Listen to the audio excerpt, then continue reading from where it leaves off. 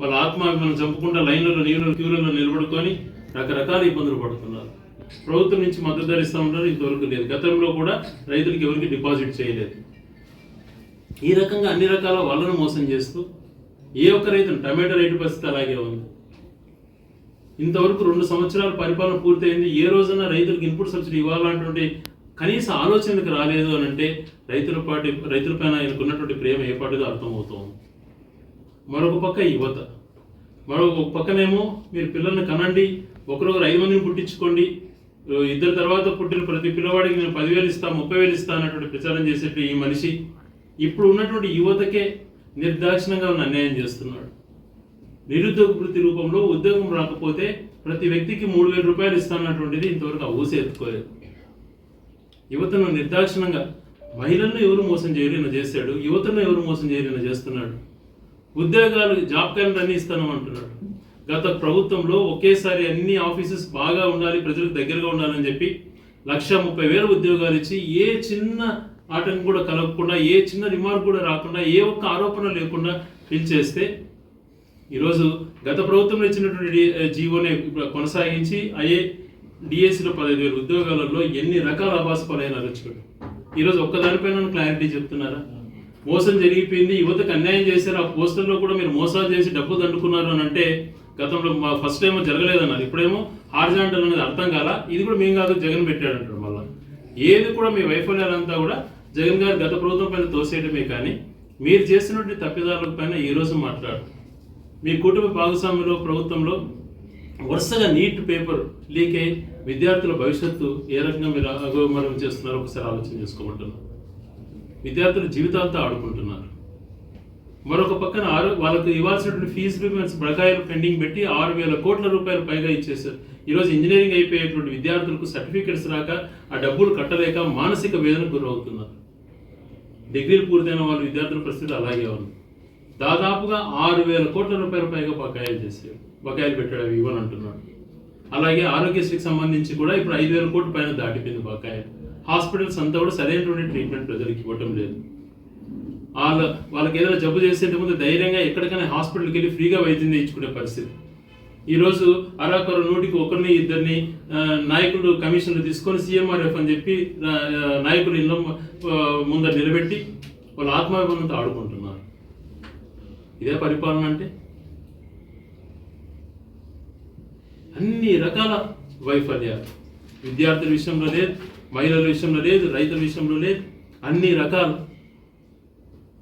పెన్షన్లు ఇవ్వలేదు, మహిళలకు డబ్బులు ఇవ్వలేదు, రైతులకు ఇస్తానటువంటి ప్రతి సంవత్సరం ఇస్తానటువంటి 20,000 రూపాయలలో ఒక సంవత్సరం పూర్తిగా ఎగరగొట్టావు, 2వ సంవత్సరం కూడా పూర్తిగా ఇవ్వలేని పరిస్థితి ఏర్పడింది.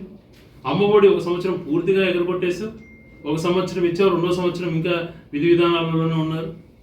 మీ ప్రభుత్వం ఏర్పడి 3వ సంవత్సరంలో పడింది, ఇంతవరకు ఒకటేసారి అమ్మఒడి ఇచ్చారు, రైతులకు ఒకటేసారి ఇచ్చారు. ఇవన్నీ ఎగరగొట్టి మోసం చేస్తున్నటువంటి విషయం మీకు తెలియటం లేదా? యువత నడ్డి విరిచారు.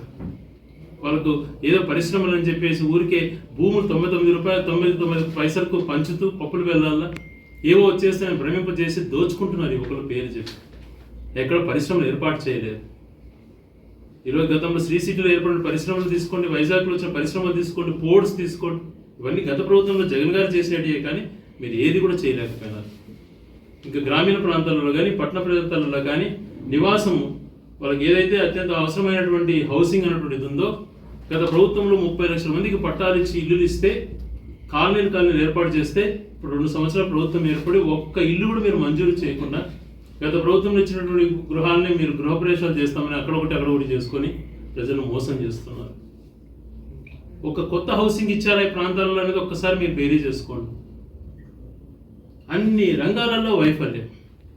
ఇవన్నీ ఒక ఎత్తు అయితే లా అండ్ ఆర్డర్ విషయం ప్రభుత్వం ఏర్పడిన రోజు నుంచి నిర్దాక్షిణంగా చేయడం. వినుకొండలో రషీద్ అనేటువంటి వ్యక్తిని చంపినటువంటి విధానం, వందలాది మంది కార్యకర్తలను చంపినటువంటి విధానం, వీళ్ళు చేసినటువంటి దౌర్జన్యాలు అక్రమాలు చూస్తే మీకు ఆల్రెడీ మీకు బ్రాండ్ ఉంది వెన్నుపోటని, మీది హత్యల పార్టీ, ప్రజలను నిర్దాక్షిణంగా చంపే పార్టీ అని కూడా మిమ్మల్ని అనొచ్చు. ఇవన్నీ అపవాదులు మీ పైన పెట్టుకొని మళ్ళా అవతల పార్టీని డిమోరలైజ్ చేయడానికి గొడ్డలని మాట్లాడుతున్నారు మీరు. ఈరోజు వివేకానంద రెడ్డి గారి హత్య విషయంలో ఆశ్చర్యకరంగా ప్రపంచంలో ఎక్కడా ఉండదు. ముద్ద అయినటువంటి దస్తగిరి గారికి సిద్ధార్థ లూథ్రా గారి లాయరు, చంద్రబాబు నాయుడు గారికి ప్రభుత్వానికి అన్ని విషయాల్లో సిద్ధార్థ లూథ్రా గారు లాయరు. ముద్దాయికి ఒకే లాయరు, ముఖ్యమంత్రికి ఒకే లాయరు. అది వీళ్ళే పెట్టించారు. ప్రభుత్వం నుంచి కోట్లాది రూపాయలు, నెలకు ₹1 కోటి, ₹2 కోట్ల ఫీజులు చెల్లిస్తారు ప్రభుత్వం, ప్రజల సొమ్మని ఒక లాయర్కి. ఏంటండి ఇక్కడ జరుగుతుంది ఇట్లాంటివి? ఇదే ప్రభుత్వం నడపాల్సినటువంటి బాధ్యతగా నడిపించాల్సిన మనిషి యొక్క బాధ్యత ఇదే?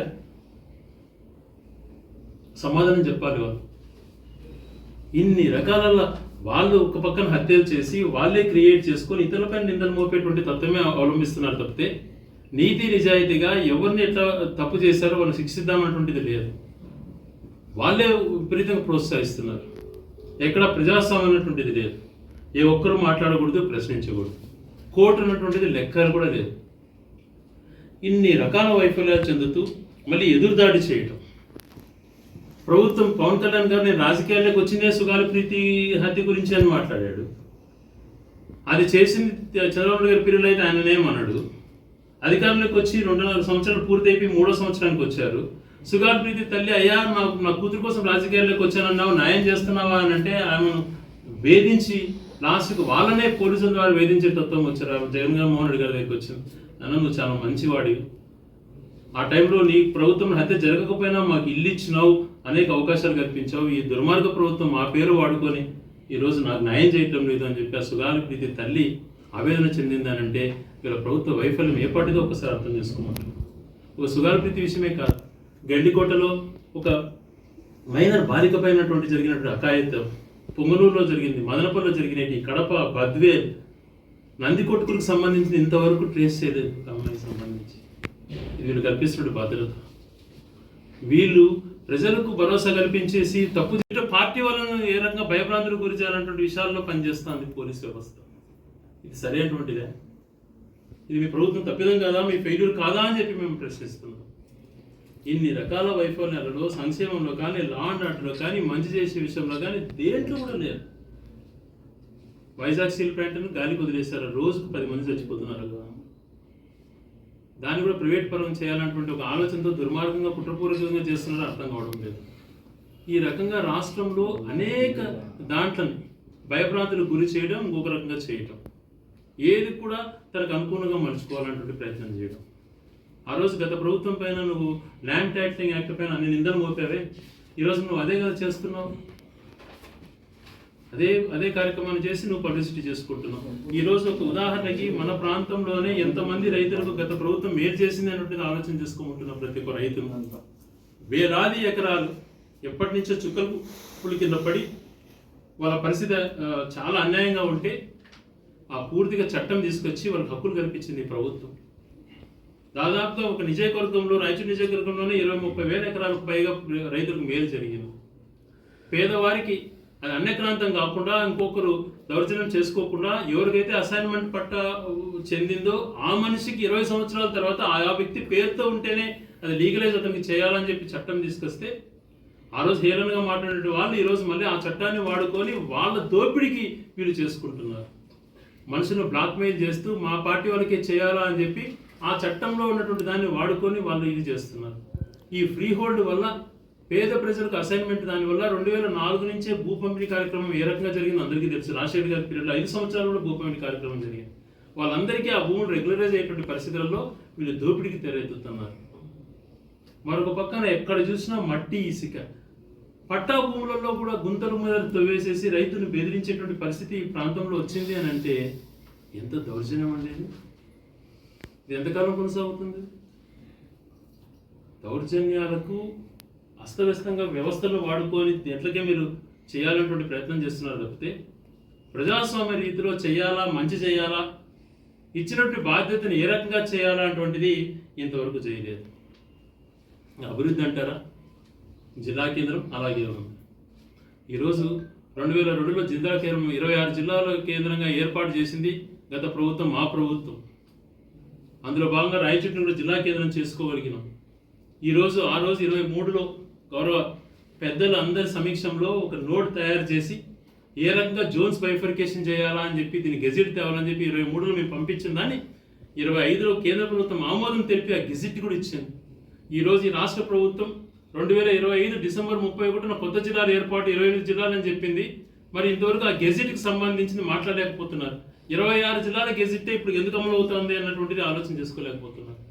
కనీస పరిజ్ఞానం లేనటువంటి ఈ వ్యక్తులు అస్తవ్యస్తంగా వ్యవస్థను దారి చేసి ఒక ప్రాంతాన్ని అన్యాయం చేయాలని చూస్తున్నారు తప్పితే నిజంగా వీళ్ళు ఏది కూడా సరైనటువంటి రీతిలో చేయాలన్నటువంటిది ఏ రోజు ఆలోచన కలగదు. ఈరోజు కేంద్ర ప్రభుత్వం గెజిట్లో ఉన్న దాని ప్రకారమే ఉద్యోగస్తుల బైఫర్కేషన్ జరుగుతాం జోన్స్ ప్రకారంగా. జోన్ 4లోనూ జోన్ 5 మన అన్నమయ్య జిల్లా ఏదైతే గతంలో ఏర్పడిందో అదే గెజిట్ కింద వచ్చింది. మరి దాన్ని అలాగే కొనసాగించాలి ప్రభుత్వం. కలెక్టర్ని తిరిగి ఇక్కడే పెట్టేటువంటి కార్యక్రమం చేపట్టాలి వెంటనే. ఎస్పీ గారిని ఇక్కడికే ఆల్రెడీ ఆఫీసెస్ ఎస్టాబ్లిష్డ్ ఉన్నాయి కాబట్టి ఆ గెజిట్ ప్రకారంలో ఉన్నటువంటిది కేంద్ర ప్రభుత్వం కూడా అదే గెజిట్ ఇంకా పరిగణలోకి తీసుకొని కాబట్టి ఈ రాష్ట్ర ప్రభుత్వం కూడా 28 జిల్లాలను గుర్తించలేదు కాబట్టి ఇంకా అది అఫీషియల్ కాలేదు కాబట్టి అంతకుముందు హెడ్ క్వార్టర్ రాయచూటిని కొనసాగించే విధంగా ఈ ప్రభుత్వం ప్రయత్నం చేయాలని చెప్పి గట్టిగా డిమాండ్ చేస్తున్నాం. మీరు తప్పిదం చేశారు, ఇప్పుడైనా సరైన మార్గంలోకి రండి. మీరు చేసిన తప్పిదము గెజిట్ కూడా మీకు ఇంకా లేదు. 28 జిల్లాలకు సంబంధించింది 26 జిల్లాలకు సంబంధించిన గెజిటే ఉంది. అంతకుముందు ఉన్నటువంటి అన్నమయ్య జిల్లా రాయచూటి హెడ్ క్వార్టర్స్గా ఉంది. ఇక్కడి నుంచే యుద్ధ ప్రతిపాదన కలెక్టర్ రెసిడెన్స్ కూడా కంప్లీట్ చేశాం. కలెక్టర్ గారు కూడా ఇక్కడి నుంచే వెళ్తున్నారు. ఇవన్నీ పరిధిలోకి తీసుకొని కలెక్టర్ ఆఫీస్ ఎస్పీ ఆఫీస్ ఇక్కడే పెట్టాలని చెప్పి గట్టిగా డిమాండ్ చేస్తున్నాం. వీళ్ళ యొక్క ఆలోచన ఏ రకంగా ఉంటాయి అంటే డెవలప్మెంట్ పైన చూసుకుంటే స్వయాన రవాణా శాఖ మంత్రి ఆయన కంట్రోల్ ఆర్టీసీ ఉంటుంది. బస్ స్టాండ్కి వచ్చింది రోజుకు ఒకసారి వచ్చింది 4 ఫోటోలు వేస్తూ ఉంటారు వీడియో. నేను రోజు చూస్తుంటా బస్ స్టాండ్ ఎప్పుడు వస్తాను తప్ప తొందరగా చూద్దామని.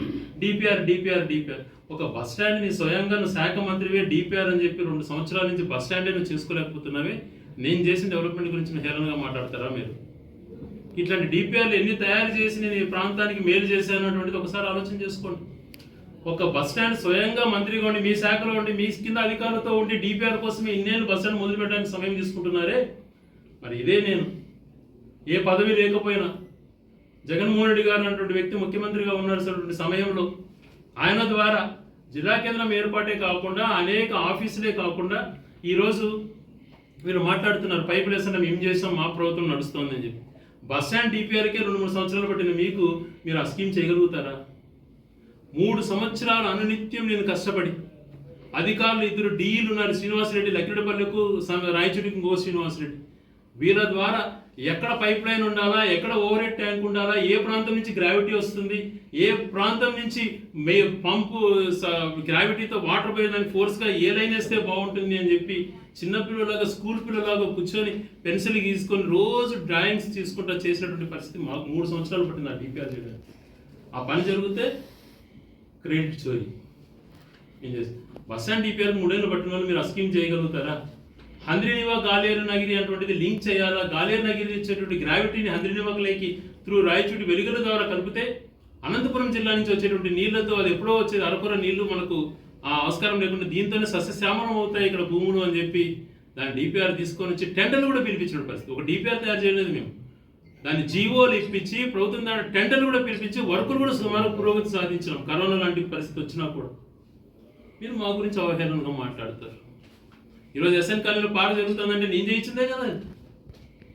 నేను కష్టపడి ఆ రోజు టవర్ క్లాక్ అక్కడ కడదాము అని చెప్పి అందరినీ కన్విన్స్ చేసి ప్రజాసంపర్కంగా పోవాలి, టౌన్లో అన్ని కూడల్లో సుందరీకరణ జరగాలి అని చెప్పి నేను ఆ రోజు అవుట్ ఆఫ్ ఫండ్స్ తీసుకొచ్చాను. అదే పని మున్సిపాలిటీలో ఆర్థిక వనరులు సరిగా లేవు, ఆడోలో ఫండ్స్ ఉన్నాయి, దాన్ని వేరే ప్రాంతానికి పోకుండా రాయచూడికి తీసుకురాగలిగిన.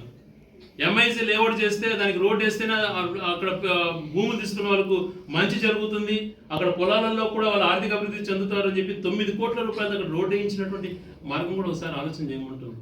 ఇవన్నీ ఎట్లా జరిగాయి? ఒక పని చేయాలంటే ఒక సంకల్పం ఉండాలి. శిల్పారామం దాదాపు ఇది ఒక షేప్కి తీసుకొచ్చారు. పనులు కూడా మొదలెట్టించి భూములంతా కూడా మార్క్ చేసేసి ఎంతమంది ఎంత ఒత్తిడి చేసినా కూడా ప్రభుత్వానికి సంబంధించిన భూములు గట్టిగా ఉండాలని చెప్పి ఆలోచన చేశాను. ఆ రోజు నేను బోర్డులు పెట్టించిన పుణ్యానికి ఈరోజు మీకు వెతుక్కోకుండా ఆ బోర్డులు పెరిగేసేసి ఆక్యుపై చేసుకుంటున్నారు, దాంట్లో పురోగతి సాధిస్తున్నారు.